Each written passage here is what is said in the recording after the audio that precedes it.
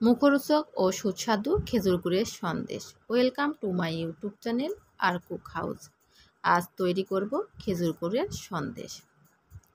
খেজুর গুড়ের সন্দেশ তৈরি করার জন্য আমি 2 লিটার দুধ নিয়েছি। দুধ জাল দিয়ে নিচ্ছি। এরপর ভিনেগার ও জল ভালো করে মিশিয়ে নিই।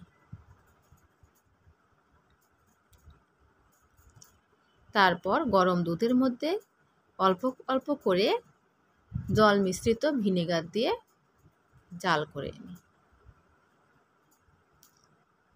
একবারে দিব না, বারে বারে আপেল সাইডার ভিনেগারটা দিচ্ছি। যখন ছানা কেটে আসবে তখন ছেঁকে নিই।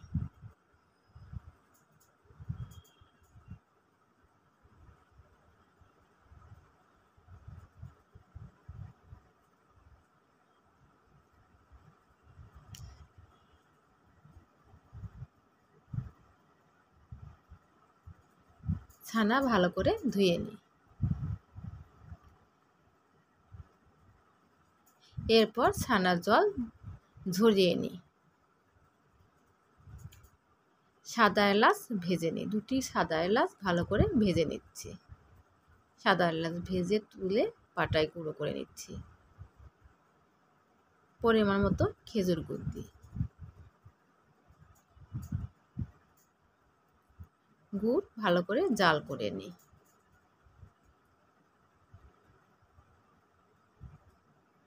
এরপর জল ঝরিয়ে নেওয়া ছানা দিয়ে দিই।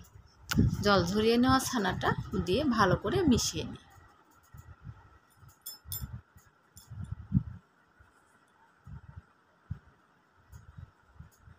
তারপর তাতে গুঁড়ো দুধ দিই।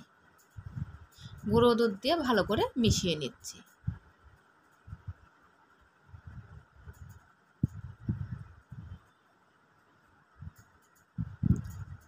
ভেজে রাখা সাদা এলাচের গুঁড়ো দিয়ে ভালো করে মিশিয়ে নিই।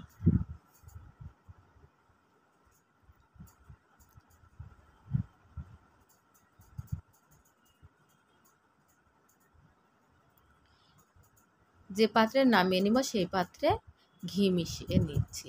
এরপর তাতে সন্দেশের রেখে দিচ্ছি। সন্দেশ দিয়ে ভালো করে করছি।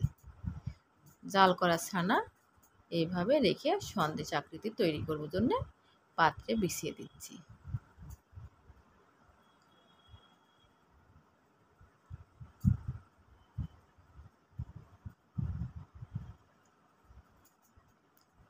হাতের সাহায্যে শেপ দিয়ে নিচ্ছি। শেপটা ভালো করে দিচ্ছি।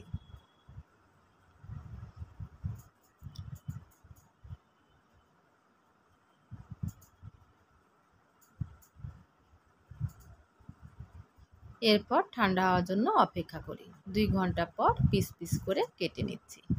ঠান্ডা হওয়ার পর আমি পিস পিস করে কেটে রাখছি।